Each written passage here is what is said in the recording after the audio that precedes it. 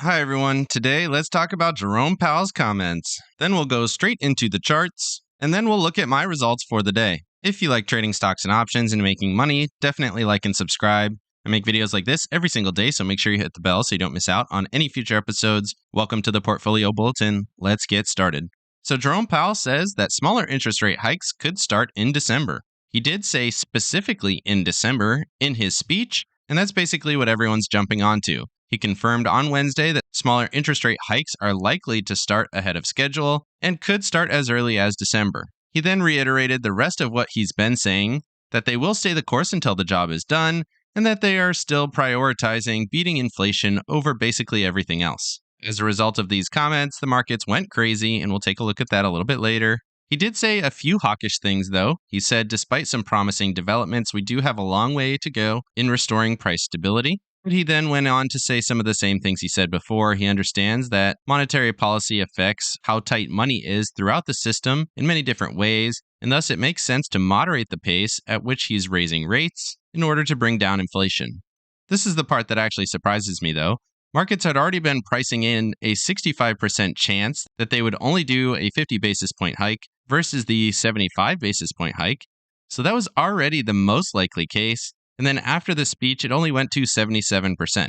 I feel like we had already priced this in. The markets are taking it as if they'd never heard it before, and then it's getting priced in for the first time. And the NASDAQ went up 4% in basically 2 hours. It was crazy. So I don't really understand what the euphoria is around this push, but it's undeniable. The market went up pretty dramatically, and we have to trade what we're given.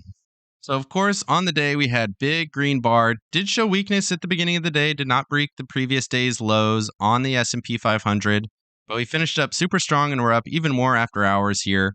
Very similar move to what we got when we saw inflation was weakening, but we are right at that point of resistance that I thought we might get to. I thought we might have double topped and we were going to see some more weakness going into today, which we did for a moment until we got the Fed comments. But we're still looking at that resistance right here at 410, where everybody's been talking about resistance coming in strong. We're definitely overbought here on the 4 hour. I do want to jump out to the 1 day chart here just for a moment. You can see exactly what this looks like right at that previous level of resistance, right at the previous highs. Not quite overbought the way that we were previously. You can see we were big time overbought at the previous high.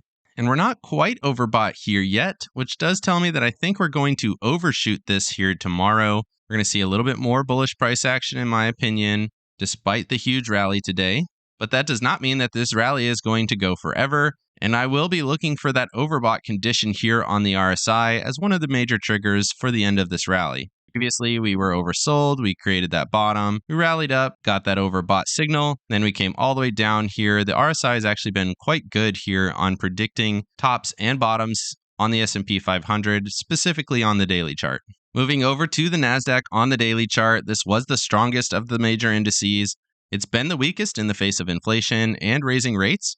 So the prospect of that slowing down is definitely very strong. We might actually get contact with this upper line of resistance, which we have been watching for a while. I did cut off the top of this previous high just slightly to make it match the other trend lines a little bit better, which does put the previous high right at that 298 level. It would not surprise me if we get a jump right up to that level and we turn down from there. Again, looking for that overbought condition here on the RSI for the daily chart. This rally has absolutely been choppy, and I don't think that the news today really changes conditions that much. I think this is just going to be the catalyst we needed to get back up into this previous level of resistance before we get the major push down. I do want to show the NASDAQ here on the Tasty charts just for a moment so you can see where we're at on the trend. Does once again seem like we're at resistance. We're pretty high on these ATR bands, which on the daily chart has meant that we are going to move down.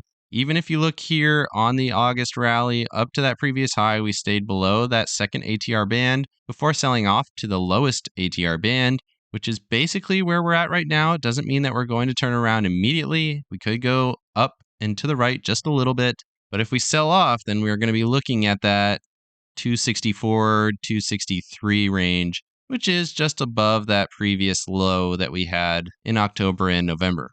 Moving over to the Russell, the strongest of the three that I looked at going into the day, and we got the big bounce that I suspected. Now we're looking at resistance in this 192 range, which would be a solid move higher, maybe about $4 or $5 higher than we are right now. Moving over to IYT, this has been a pretty interesting development here. We did get the break of that level of resistance that we've been looking at here recently. I was surprised by the rally yesterday, and then on the news today, of course, we shot up like everything else. But we are slightly above that resistance. It's not impossible that we get the same move as last time.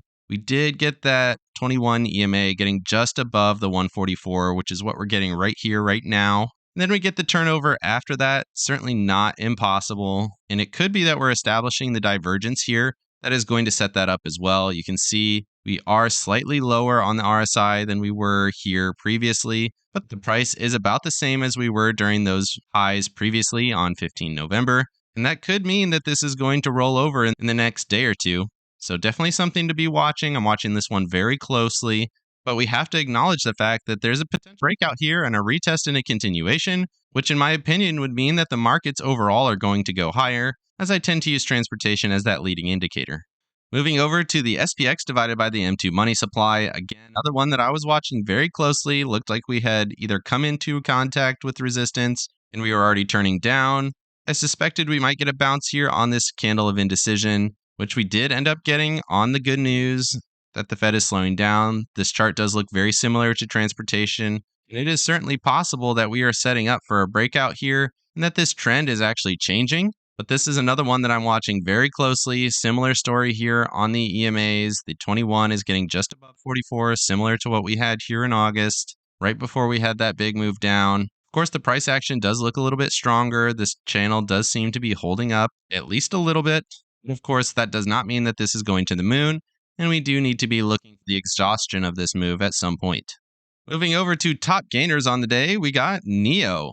Definitely not a stock that I've talked about in quite a while. Stock has been trading around $9 to $10 here for a long time. Then we jumped up to $12.50 here today on the good news, and we broke that previous trend line, which has been dictating price for quite a while on this down move. Of course, the stock was in the 60s, $65, $66 here at the highs, so it's downtrended quite a lot. Of course, it is still up quite a lot from about $1, so still pretty solid of a gain since then, but down quite a lot from its highs. So keep that in mind. This formation here does look fairly solid. NEO does have a solid business model as well. Maybe something to put on your watch list. Moving over to the dollar, as you would suspect, we got that big red bar on the news from J. Powell. We were rallying still a little bit into Jerome Powell's comments, and then we sold off big time since then. It's worth noting here that this structure is not broken yet. This bottom still feels pretty solid. We've tested it quite a few times here throughout November, going all the way back here to 15 November, once again on the 23rd, once again here on the 28th. And this is not broken down quite yet, so definitely keep an eye on that 105.50 level. If this does break down here tomorrow and we get a big push through that level, the markets are going higher and perhaps we have bottomed. But this is another one of those charts that's definitely worth watching to give you that confirmation that the markets are either going up or down. Moving over to JNK, not surprisingly, we had a big push up with the rest of the markets right to resistance. It's worth noting that again, this resistance point has not failed. We got that breakdown, came back into this level and came back up. Now we're at resistance. If we expect this to continue, I would actually like to see this break out, maybe come back in and retest and start this trend a little bit higher than where we are. This trend still feels weak to me where we're at right now, but in my opinion, bonds here have bottomed, and I still think 88 is a solid point here for JNK. But of course, this rally is not going to go on forever, and it would not surprise me if we did get overbought conditions similar to what we got here on 28 October, and we got a big sell-off from that reaction. And if we get into that zone once again, I would expect a sell-off from there as well. Moving over to TLT, rallied on comments, as expected. You want to see this breakout above this previous high tomorrow, which would give confirmation that this rally is going to continue in TLT. Even if bonds go higher, I don't think that's bad for the markets. It actually confirms that we might be going higher, even if the markets go down in the short term. If bonds do continue to go higher, that makes me tend to think that the markets have bottomed and that people are buying financial instruments once again, which does include equities. Moving over to the VIX, once again, big red bar, but we did not break down this previous support, and it certainly seems to me that this might be just a little bit of a shakeout before we get the move higher in the VIX, which would be bearish for stocks. Moving over to my portfolio and my results for the day, I actually lost $100 on the day, which is not terrible considering the huge outside move that we had. I did have a couple of puts going into the day, which I closed early in the day, like I said I was going to, for just a little bit of profit on that slight bump higher that we had in the morning. And then I sold some calls in the middle of the day because I thought we were going to get a bump up and then a move down later in the day on Fed comments. I thought he would come quite a bit more hawkish than he ended up coming, but he came in pretty dovish and markets went higher. So I bought some shares. You can see those did very well, but I actually sold a covered call against them, so I didn't get most of this profit. Definitely should not have sold those calls. That was a tough trade. And I actually rolled those calls out to tomorrow and up one strike, and that's already in a pretty big loser. So shooting myself in the foot a little bit. Definitely made a little bit of money back here, but definitely not as much as I should have. I did sell some puts as well. I think we'll get a continuation tomorrow morning, at least for another day or two. And then I sold a put here on IWM as well at 185, which is in a small profit already. So overall, my portfolio is moderately bullish going into tomorrow. Let me know down in the comments section how you did trading today. Hopefully you made more money than me. Definitely like and subscribe if you got any value out of this video. Make sure you hit the bell so you don't miss out on any future episodes. Of course, none of this is financial advice. This is all for entertainment purposes. Good luck in your trading and have a great day.